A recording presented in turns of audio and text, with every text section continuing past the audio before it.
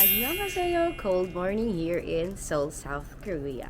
Today is our day 2 here in Seoul, and today guys, pupunta tayo ng Lotte World, and then tingnan natin kung ano yung next destination. Basta yun muna yung pupuntahan natin today. It's currently 9:30 a.m. here in Seoul, and it's a cold morning. Ayan, umulan ata kasi basa yung road. Ayan. Ayan, still a beautiful day to explore Seoul.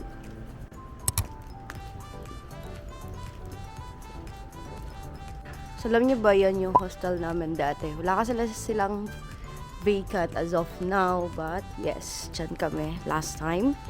And tapat lang siya ng pinagstayhan namin today.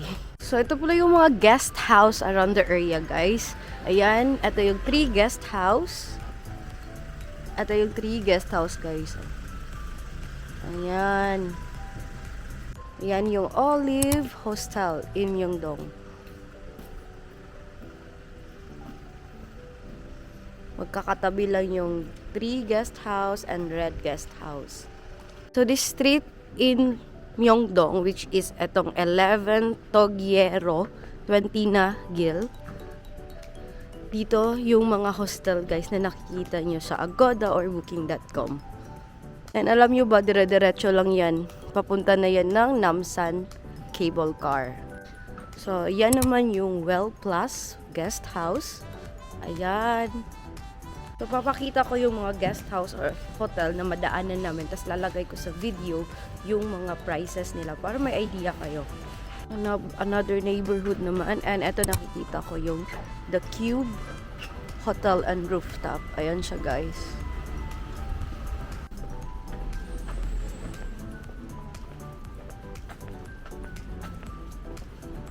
And this is the neighborhood. Ito kasi malapit na siya sa train station. Kaya makikita nyo mga stores na mga stores na yung andito guys. Ayan. Ito naman yung Isaac Toast. Ayan. Masarap yan guys. Try nyo yung Isaac Toast. I think marami silang branches. Kasi may nakita ako din dito sa Myeongdong na Isaac Toast. Mura and masarap lang yung ano nila dito. Yung toast nila. Mga breads.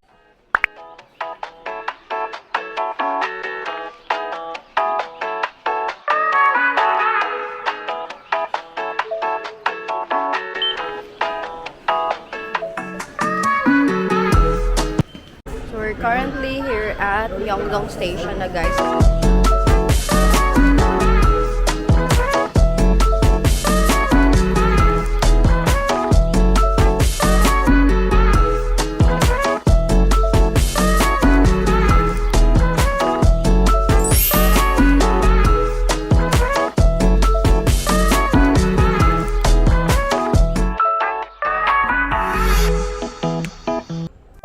Right now here at Chamsil Station. And dito guys, pupuntahan natin yung Lotte World. But before tayo pumunta ng Lotte World, we will be going to Seokcheon Lake. Alam nyo, Seokcheon Lake is one of the best spot to view cherry blossoms.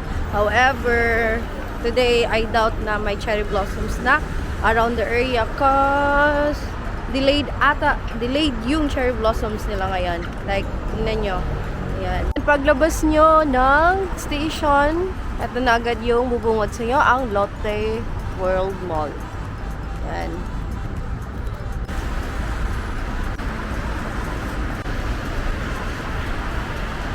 I'm stuck in between, guys. Ayan.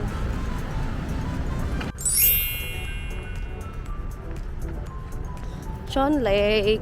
Again, hindi pa nabubloom yung mga cherry blossoms around the area. However, meron kami nakita. Ang ganda niya guys, like this one. Oh, ang ganda. And we are here sa may Sokshan Lake. Actually, ang lapit lang niya sa Lotte World. Pero inuna muna naman dito to explore the area.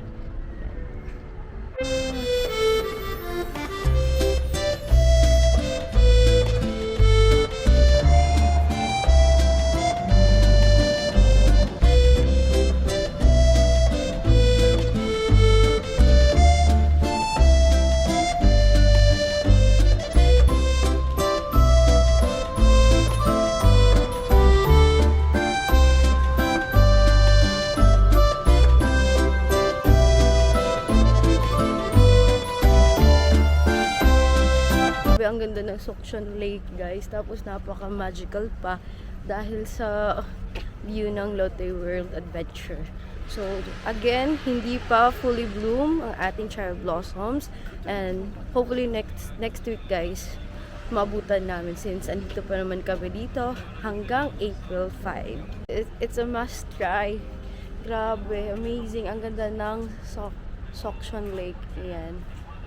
And mas maganda pa talaga to pag nag-bloom na ang cherry blossoms. So hopefully next week mabutan namin yung cherry blossoms since hanggang April 5 pa naman kami dito sa South Korea.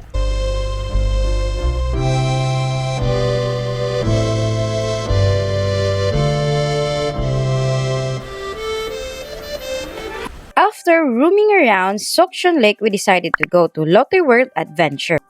If meron ka ng voucher or nakapag-book ka na sa Klook, need mo siyang papalitan ng physical ticket, which is dito yung pila. Yes, mahaba pero mabilis naman umusad yung pila. After claiming our physical ticket, hindi muna kami pumasok sa loob ng Lotte World Adventure dahil pupuntahan muna namin itong EWA School Uniform Rental. Pwede pala kayo ditong mag-walk-in or pwede din kayong mag-book sa Klook. And you can use my code para maka-avail kayo ng discount when booking sa Klook. And don't forget to bring your passport kasi kailangan nila yan dito para makapag-rent kayo. And eto pala yung details ng kanilang rental. First step ay mamimili kayo kung ano yung size and design ng gusto nyong school uniform. Don't worry kasi marami sila ditong pagpipilian and marami ding mga sizes dito so wala kayong magiging problema. And finally, nakapili na ako ng aking gustong school uniform. O, diba? And alam niyo bang isa talaga sa bucket list ko dito sa Seoul ay makapagsuot ng Korean school uniform para ma-feel ko talaga yung Korean vibes, especially sa Lotte World. Meron din pala sila ditong room kung saan pwede kang mag-ayos na iyong hair and makeup. And alam niyo bang kompleto din dito kasi meron din silang classroom para ma-feel niyo talaga ang inyong school uniform. And of course, for the aura ang inyong valedictorian, o diba, feel na feel talaga. Napaka-classy and aesthetic talaga dito sa EWA School Uniform Rental. And syempre, feel na feel ko talaga ang moment na to. So after ilang minutes, we're done. Yan. So after mong magbihis, magpili and all, tsaka ka pababayad. So eto, pumipila na kami for the payment.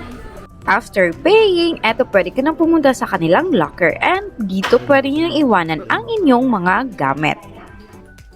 So time check, it's around 1 p.m. and dano kami sa may EWA University School Rental. Ayan. And then after namin iwanan yung mga gamit namin sa coin locker, andito kami ngayon sa isang snack bar. Malapit lang din siya sa may EWA School Rental. Ayan. So, kakain kami dito ng lunch before heading to Lotte World. Diba?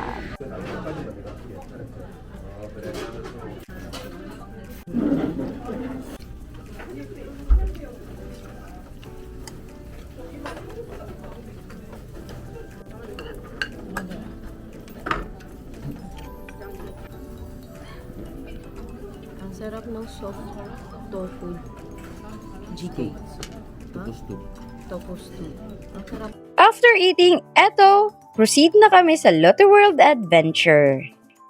Alam niyo bang ang lawak ng Lotte World Adventure and it's divided into two, magical and adventure na world.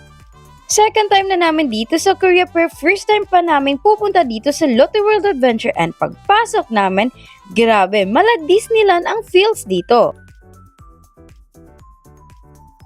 Alam niyo bang pagpasok namin sa loob ng Lotte World Adventure, grabe, mala Disneyland ang feels dito. Nabutan pala namin ang kanilang paparade and sobrang namangha talaga kami. Book pala namin to sa Klook sa halagang 1,425 pesos. May day pass ka na dito sa Lotte World Adventure. Alam niyo bang ang Lotte World Adventure dito sa Seoul ay napakalaki. Meron siyang indoor and outdoor attractions. Magsasawa ka talaga kung ano yung gusto mong gawin dito sa loob ng Lotte World Adventure dahil sa dami ng activities na pwede nyong magawa.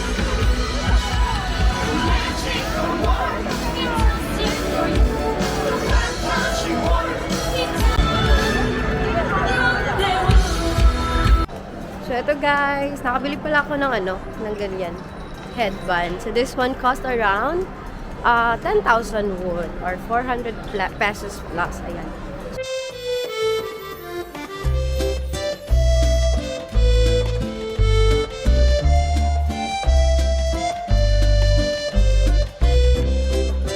Amazing! Ang laki ng Lotte World!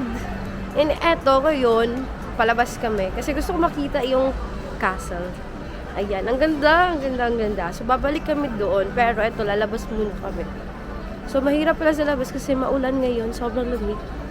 Pero caring-carry naman. So, let's go!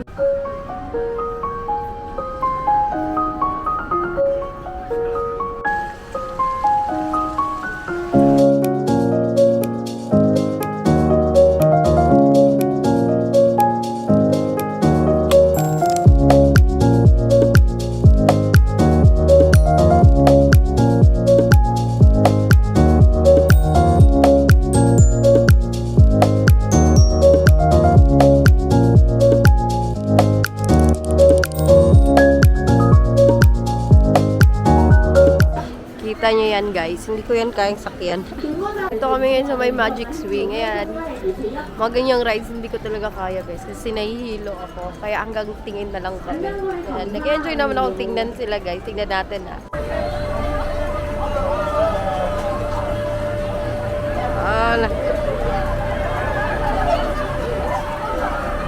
Wala.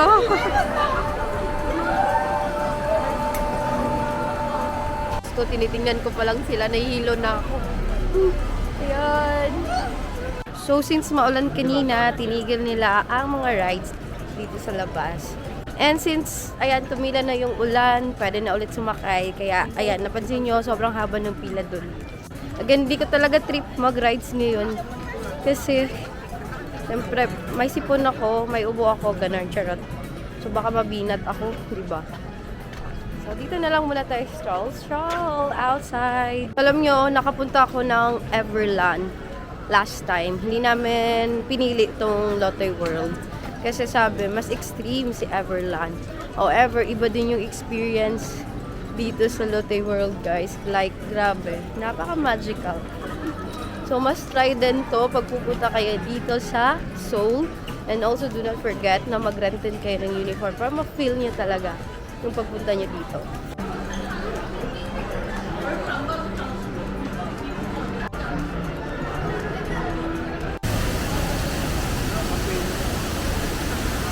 Hey mga classmates! Update! Right now, nagpapahinga kami. Ayan. Dito kami banda and nagkakape. So, bumili kami ng kape kasi naantok tsaka napapagod na kami. Kakaikot dito sa Lotte World Adventure. So, alam niyo yung kape nilang sarap guys. Hindi ko alam pangalan. So, this one cost around 4,000 won. Yeah, sulit na sulit. Ang sarap pa ng kape nila. And alam niyo ba na anywhere here in Seoul or in Korea, talagang mahilig silang magkape. Grabe. So, now it's 4 p.m. and nag-chill muna kami. Tapos, iikot na naman ulit kami kasi sobrang lawak ng Lotte World Adventure. Ito pala yung ibang attractions na pwede nyo puntahan sa loob ng Lotte World Adventure. Sobrang dami, mag-i-enjoy ka talaga sa kakaikot dito. Sayang nga lang at wala akong rides na na-try for this travel, pero ganun pa man na-enjoy ko pa din yung view, experience, and vibes dito sa Lotte World Adventure. And if you're coming to South Korea soon, don't forget to visit Lotte World Adventure para ma-experience nyo din kung ano yung na-experience naman dito. And that's it guys, pa-exit na kami dito sa Lotte World Adventure. And all I can say, it's a must try na isali nyo sa itinerary nyo ang Lotte World Adventure. So if andito na din kayo sa site, pwede nyo na din isali sa itinerary nyo yung Seoul Sky. Kasi malapit lang talaga siya dito guys. However, hindi namin siya sinali today kasi makulimlim, maulan, kaya walang ganong view. Kaya dito na lang kami sa Lotte World Adventure, nag-ikot-ikot. So ayan, nakapag-BS na kami guys. And na-return na namin ang aming school uniform. Until 10 PM nyo siya pwedeng isaulit guys. So kami kasi may iba kaming destination kaya maaga namin ni-return ng aming school uniform. And eto na nga, naka-BS na kami. So, pagka-return nyo ng inyong school uniform, guys, i-refund nila or ibabalik nila yung deposit na 5,000 won per person.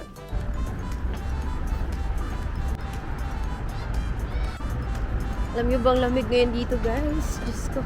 12 degrees yung nasa app. And then, parang hindi siya 12 degrees. Sobrang lamig. So, always check the weather and then always anticipate na ganito malamig. Kasi yan yung naging problem ko when coming here sa Seoul. Akala ko Baguio feels. Kaya yung jacket ko manipis. Buti na lang may dala ako mga heat tech. So lumalaban naman yung heat tech. Naka 2 layers ako ngayon guys. Ayan, heat tech lang tong puti. Yan, so heat tech siya ng GU. Nabili ko sa Japan. So lumalaban naman siya sa lamig. However, if lamigin ka talaga, well, yan lang. So laban. So, if pupunta kayo dito, check the weather, and then anticipate na para hindi kayo magka-problema. Kasi pabago-bago din yung panahon dito sa Seoul.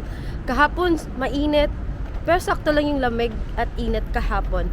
Ngayon naman kasi makulimlim, kaya iba yung lamig niya today.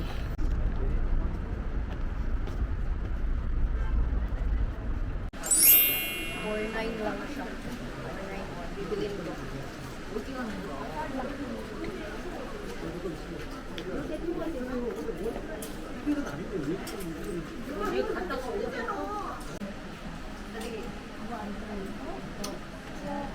So, finally bought the dress bag. Yan! 4,900 won yung nabayaran ko. Ayan siya guys, oh. So, malapit lang siya sa my exit 4. Ayan. Before going back to Myeongdong, may stop talaga dito before makarating sa Myeongdong. Kaya we decided na, eto, puntahan na lang din namin itong Dongdaemun Design Plaza. So, welcome here at Dongdaemun Design Plaza or DDP. Ayan. So, bumiyahe kami here guys instead of Gangnam kasi mas malapit yung DDP sa Myeongdong and mas madali kami. Mas mabilis yung pauwi namin if dito kami sa may Dongdaemun. So, it's our second time here at Dongdaemun Design Plaza. Last time we went here was last September. Last year, yeah. So, during that time, merong fashion week dito. Sobrang dami ng tao and then ang daming mga models and photographers na picture around the area. Ayan.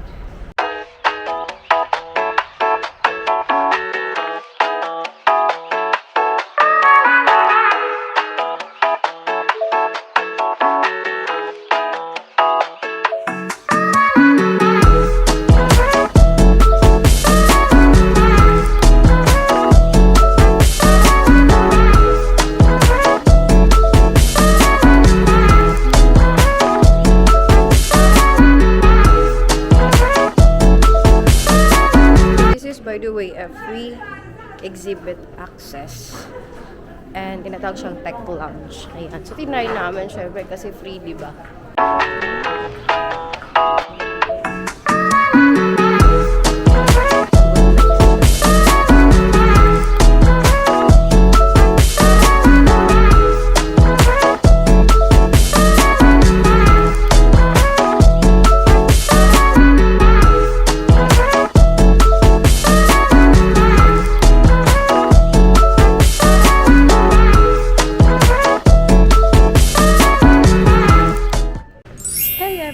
Update, we are here at Myeongdong and yes, umuwi muna kami sa aming hostel para mag-freshen up and mag-chill. It's currently 8 PM na and we are heading outside to take our dinner. So, gusto ko talaga makatikim ng chicken. Kaya ito, pupuntahan namin itong Putu Chicken. Let's go! Putu Chicken.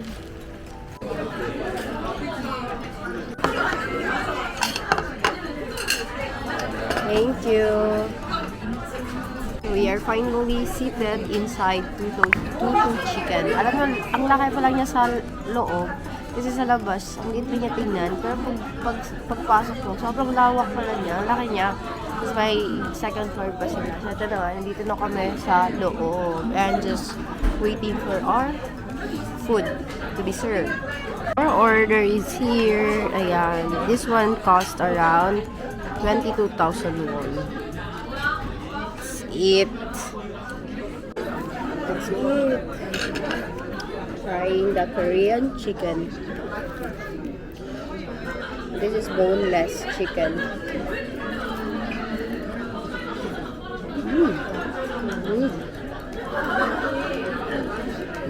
Ang lambot niya. Grabe.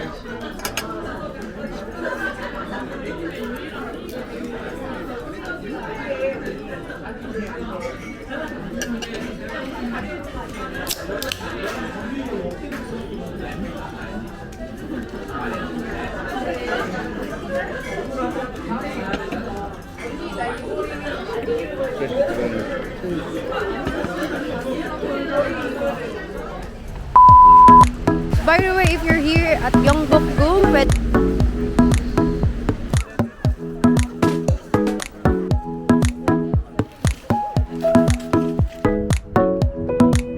grabe guys, ang lawak pala talaga ng Gyeongbokgung Palace. Alam Damn.